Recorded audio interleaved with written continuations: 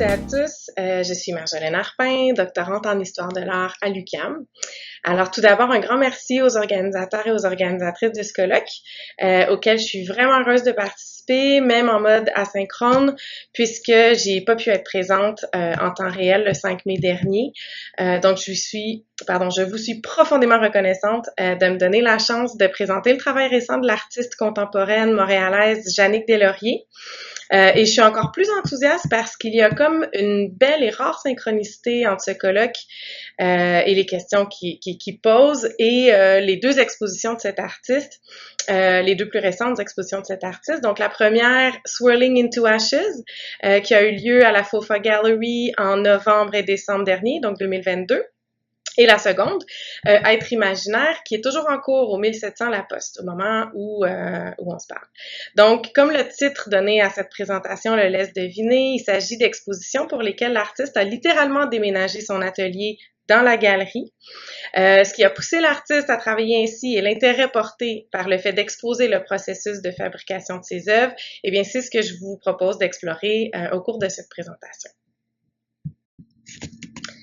Donc, ce qui est exposé présentement au 1700 La Poste, c'est l'aboutissement en quelque sorte de son travail à la FOFA Gallery de Concordia les mois précédents, tout du moins pour la pièce centrale, Phasme, dont on voit ici une partie, puisque l'exposition Être imaginaire à la Poste présente une rétrospective du travail de l'artiste depuis la fin des années 2000. Donc, après avoir travaillé à ce qui allait devenir l'installation Phasme devant public à la FOFA Gallery pendant 5 semaines. Jannick Deslauriers déménage son atelier dans les salles directement du 1700 La Poste. En fait, le 1700 La Poste, pour la première fois de son histoire, en quelque sorte, offert une résidence à l'artiste. Donc, c'était une première expérience et qui est venue par la force des choses parce que Jannick a manifesté le besoin de travailler directement dans l'espace. Donc, dans les mois qui ont précédé l'exposition, donc de fin décembre à la mi-mars, Jannick Deslauriers a investi les espaces du 1700 La Poste comme on a fait son atelier et c'est là qu'elle a pu composer dans l'espace son installation, en fait. Comme je le disais, cela dit, c'est l'exposition Être imaginaire à la Poste ne présente pas que cette œuvre qui est quand même centrale, Phasme, et qui a été réalisée in situ. C'est en quelque sorte une expo rétrospective. Et là, ce qu'on voit ici, c'est les œuvres qui sont présentées à l'étage du 1700 La Poste. Donc, tout au fond, le fantôme de l'Hôtel Queen, un des premiers projets de l'artiste à la fin des années 2000. Qui était donc basé sur des photos d'archives, des édifices qui avaient été démolis, qui ont été démolis à Montréal, et elle faisait entrer en dialogue les architectures actuelles qui ont remplacé ces fantômes de Montréal qui n'existent plus et qu'elle faisait réapparaître en quelque sorte sous forme de sculptures en tissu. Et on voit en avant-plan le piano qui a été exposé en 2011, a été exposé à plusieurs reprises, mais entre autres en 2011 au Musée d'art de Joliette dans le cadre de l'exposition Mémoire tangible de Jannick Deslauriers. On voit ici ce qu'il reste, donc un char d'assaut à échelle 1-1 fait de tulle blanc et de fil noir qui fait aussi partie d'Être imaginaire à la Poste. Mais avant de poursuivre plus loin, je dois dire que je parle aujourd'hui à partir d'une posture assez particulière. Je suis effectivement doctorante en histoire de l'art à l'UQAM, mais mes recherches portent sur un sujet complètement étranger aux ateliers d'artistes et en toute honnêteté, j'ai très peu de connaissances dans ce champ de recherche-là, contrairement à mes collègues qui sont intervenus au cours de ce colloque. Et donc, je parle plutôt à partir d'une posture expérientielle, si on veut, c'est-à-dire que j'ai très peu de connaissances théoriques et historiques à partir des ateliers d'artistes et de ces questions-là. Je suis quelqu'un, par contre, qui m'intéresse beaucoup aux conditions des artistes d'aujourd'hui, contemporaines, et j'ai aussi beaucoup travaillé depuis le tout début de mes études en histoire de l'art, depuis la fin des années 2000. J'ai beaucoup travaillé à assister des artistes, et Jannick a été la première artiste que j'ai assistée. Donc, notre rencontre vient de là. C'est depuis devenu une amie proche. Et donc, aujourd'hui, je parle à partir de cette posture-là, de quelqu'un qui l'a accompagné pendant des années, qui a eu la chance d'avoir été accueilli dans son univers artistique, parfois même dès l'amorce de la création de ses projets. Et qui, je l'ai aussi assisté pendant des années à monter ces installations, qui au départ étaient installées à partir de fils de pêche, de centaines, voire de milliers de fils de pêche suspendus au plafond. Bref, le travail de montage, comme vous allez le voir, je vais entrer un peu plus en détail dans cette étape du travail de Jannick Deslauriers dans quelques minutes. Mais donc, j'ai eu la chance de vivre ça avec Jannick, et aujourd'hui, la présentation que je livre, elle est vraiment issue de ça, d'une posture de l'expérience du travail avec cet artiste-là. Voilà. Donc, c'est pas du tout une présentation théorique, c'est vraiment une présentation que j'ai proposée parce que le travail de Jannick Deslauriers a tellement d'intérêt et de pertinence dans ces questions du travail en atelier, comme j'espère vous allez le voir dans les minutes qui viennent. Et je parlais de synchronicité avec le colloque sur l'expérience des ateliers d'artistes au Québec et au Canada, parce que si le travail de la main a toujours été hyper important dans la pratique de l'artiste, si les traces du faire ont toujours été laissées manifestes, et si ce faire a toujours porté une dimension existentielle et relationnelle, qui fait que le souci extrême accordé aux détails ne peut pas être réduit à une dimension esthétique, c'est quand même tout récent que Jannick Deslauriers fasse du processus même de fabrication un objet d'exposition comme tel. Ça a été le cas tout d'abord avec Swirling into Ashes à la Fofa Gallery fin 2022, puisque l'artiste a investi la galerie en mode open studio. Elle a exposé donc non seulement les sculptures qui allaient quelques mois plus tard composer l'installation FASM au 1700 La Poste, mais également le processus de construction, de confection de ces êtres-objets, si on veut. Donc, ce qu'on voit ici, ce sont les espaces de la Fofa Gallery. À gauche, ces fameux êtres-objets qui sont à cette étape-là.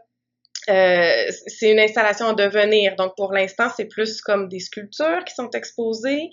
Et au milieu de ces êtres-objets-là, il y a Jannick Deslauriers a pris place. En fait, elle s'est installée un atelier de fortune dans l'espace d'exposition, et c'est ce qu'on voit en partie en haut à droite, c'est-à-dire qu'on voit des morceaux de patron en papier, des matières. Là, on voit je pense que c'est de la tulle qu'on voit accrochée au mur.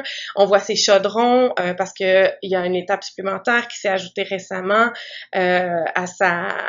au processus de fabrication de ces sculptures. Elle trempe les matières dans l'encaustique. Donc voilà, on a eu accès à tout ça, puis à l'image en bas, évidemment, on voit des gens qui interagissent entre les sculptures et l'atelier de l'artiste tel qu'installé dans la galerie de la Fofa. Donc voilà, en plus d'être présente pour échanger avec les membres du public pendant cet Open Studio, l'artiste a travaillé à la confection de ses sculptures dans l'espace d'exposition même. On a pu l'observer coudre ses pièces à partir de patrons de papier, qu'elle confectionne d'ailleurs elle-même, les assembler et les peaufiner à la main. Travailler la matière textile en la trempant dans l'encaustique, comme ce qu'on voit ici et qui est nouveau dans la pratique de l'artiste. Construire les êtres-objets et commencer à composer l'installation dans l'espace. Et cette dernière étape, c'est de la composition dans l'espace, à laquelle j'ai eu accès en tant qu'assistante de l'artiste dans le montage de ses expositions, comme je vous le disais, en 2007 et 2012, est également hyper intéressante puisque son travail d'installation peut se comprendre comme du dessin en 3 dimensions. D'ailleurs, l'artiste a souvent dit que le fil et les coutures équivalaient pour elle au crayon et au trait, qu'elle dessinait en quelque sorte des volumes dans l'espace. Cette analogie entre le fil et le crayon, la couture et le trait, la sculpture comme un dessin en 3 dimensions, apparaît clairement dans les œuvres exposées au sous-sol et à l'étage du 1700 La Poste. Par exemple, dans Ligne brisée, qu'on voit ici, telle que présentée au sein d'Être imaginaire. Et ici sur fond blanc. Donc, cette analogie avec le dessin reste tout aussi juste dans son travail d'installation. En fait, quand elle déploie son travail dans l'espace de la galerie en mode installatif, ses rapprochements avec le dessin vont encore plus loin. Puisqu'elle compose son installation dans l'espace un peu comme on compose un paysage sur une page blanche. Dès les premières étapes de son travail en atelier, l'artiste a une idée de ce qu'elle veut composer dans l'espace, bien sûr, ce qui lui permet de concevoir et de fabriquer chacun des éléments sculpturaux. Mais ce n'est qu'au moment du montage, dans l'espace de la galerie, que la composition aboutit, que la composition se fait, que l'installation prend forme et que les décisions de composition, justement, sont prises. Donc, en ce sens, l'espace d'exposition a toujours été un espace de travail fondamental pour Jannick Deslauriers. La galerie est forcément un prolongement de son atelier puisque la composition de l'œuvre ne peut se faire que dans cet espace. Et ça va au-delà du caractère in situ de sa pratique, même si sa pratique comporte souvent une telle dimension in situ, y compris avec Phasme à la Poste. Mais c'est avant tout une question de dimension. Les espaces de travail dont elle a pu disposer en atelier ont toujours été trop restreints pour que cette composition puisse avoir lieu en amont de l'exposition. Donc, il y a ici un défi spécifique rencontré par les artistes qui adoptent ce type de pratique en grand format, ajoutant aux difficultés de trouver des espaces d'atelier adéquats et abordables. Typiquement, les lieux d'exposition allouent une semaine de montage aux artistes. Et pour Jannick Deslauriers, ça a toujours été un défi puisque la fabrication des pièces, aussi bien que la composition de ces pièces dans l'espace, exige un temps considérable. Elle se retrouve souvent à avoir passé de longues heures à fabriquer des éléments qu'elle finira par éliminer une fois rendue à l'étape de la composition dans l'espace réel. Et aussi parfois à devoir fabriquer de nouveaux éléments qu'elle n'avait pas prévus. Comme elle le dit, la grande majorité des choses se décident en travaillant dans l'espace d'exposition puisque cet espace est à Jannick, ce que la toile est au peintre finalement. L'espace est la page blanche qui attend son dessin, à quelque part. Donc, elle souligne que pour voir ce qui fonctionne et ce qui fonctionne pas dans la composition, il y a toute une série d'essais et d'erreurs qui doivent pouvoir se faire dans l'espace réel de l'installation.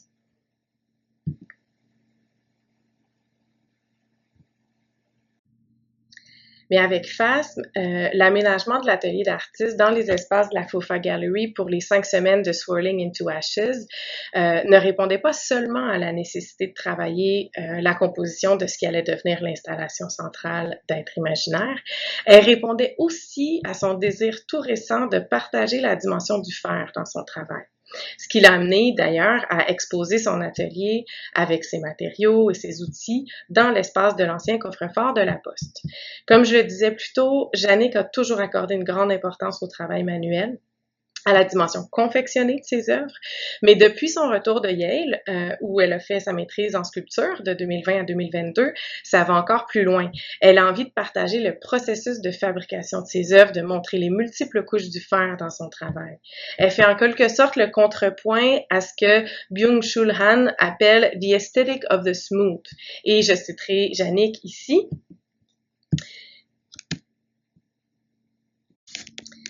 Donc, Jannick dit, on est tellement dans le pas faire en ce moment dans la société.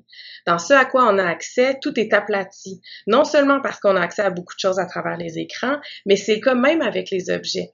Je lisais Saving Beauty, un essai philosophique de Byung-Chul Han, et dans un chapitre, The Aesthetic of the Smooth, l'auteur explique comment même dans les objets qu'on côtoie au quotidien, il parle un peu d'art, mais il parle aussi d'objets qu'on côtoie, tout est seamless.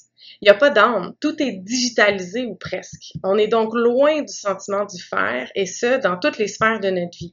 Les objets sont comme gonflés, comme s'ils gonflaient à partir de rien, et on ne voit pas comment ils sont faits. C'est comme des genres d'apparitions de plastique, il n'y a aucune trace de fer. Moi, je vais de l'autre bord. Fin de la citation. Maintenant, quand elle exprime les rapprochements qu'elle fait entre la dimension confectionnée de ses pièces et l'idée de prendre soin, de par l'attention minutieuse et soutenue qui s'étend dans la durée, dans un travail consciencieux de la main où il y a quelque chose du dévouement, on comprend encore mieux la douceur qui émane de son travail. Une douceur qu'on associe intuitivement aux matières délicates et transparentes comme l'organza, la dentelle, mais qui est tout aussi présente dans son travail du métal. Ce qui m'amène à entrer plus en profondeur dans la question des matières, qui est fondamentale dans la pratique de Jannick Deslauriers, puisque ces matières contribuent incontestablement au contenu, à la signifiance des œuvres. Les matières et le traitement de ces matières, qui sont abîmées, réparées, écorchées, suturées, jouent énormément dans la réception et l'interprétation de ces œuvres. Les matières sont littéralement porteuses de sens dans les deux acceptions, c'est-à-dire le sens en tant que sensorialité et le sens en tant que signification. Je dirais même qu'il s'agit d'une pratique qui incarne littéralement les limites, voire le non-sens de traiter forme et contenu de manière dichotomique. Donc, revenons un peu dans le temps, puisque l'installation FASM a commencé à prendre forme dans l'atelier universitaire de l'artiste lors de sa dernière année de maîtrise à Yale. On est ici fin 2021, alors que Jannick, qui a toujours travaillé exclusivement avec le tissu, tulle, organza, dentelle, comme c'est le cas dans les œuvres moins récentes exposées à l'étage et au sous-sol de la Poste. Donc, fin 2021, donc, elle commence à explorer de nouvelles matières, la cire, la cendre de bois et l'acier principalement.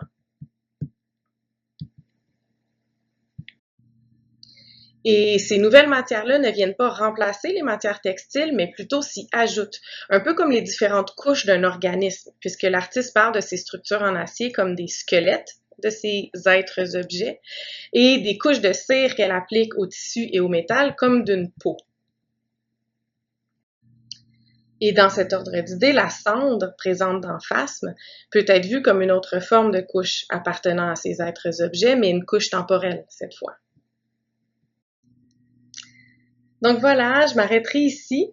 Comme je le disais au tout début de cette présentation, le travail de Jannick Deslauriers, son rapport à l'atelier, ses différentes pratiques de l'atelier d'artiste, si je puis dire, font en sorte que les axes de recherche ou les axes d'intérêt en lien avec l'expérience de l'atelier d'artiste sont multiples avec cet artiste. J'ai littéralement préparé 4 présentations en partant de 4 angles différents pour finalement considérer que cette pratique de l'atelier en valise avait un intérêt tout particulier. Cette pratique de l'atelier qui doit se déplacer à chacune des étapes de la création de l'œuvre et aussi cette idée de l'atelier qui s'expose dans une version inerte en quelque sorte, qui est de l'ordre de la reproduction au 1700 La Poste, mais aussi dans cette idée du travail de l'atelier qui s'expose, de la fabrication des œuvres qui s'exposent réellement au public, comme ça a été le cas à la Faufa Galerie, était d'un intérêt tout particulier. Donc, j'adorerais une prochaine fois adopter un angle plus biographique, car Jannick Deslauriers a pratiqué à peu près toutes les formes d'ateliers d'artistes auxquelles on peut penser depuis le début de sa carrière, l'atelier résidentiel ou domestique dans différents contextes, y compris celui de la clandestinité, puisqu'elle a habité son atelier dans l'édifice du Belgo pendant ses années de baccalauréat en art à Concordia, édifice qui n'autorise évidemment pas à la résidence. L'atelier universitaire qu'elle a également habité clandestinement. J'ai toujours admiré ses capacités incroyables à solutionner les problèmes et à s'adapter à des situations improbables, parfois assez difficiles d'ailleurs. Et encore bien d'autres formes d'ateliers donc qu'elle a pratiquées, comme j'aime à le dire. Je vous dis donc à une prochaine fois et merci beaucoup pour votre écoute.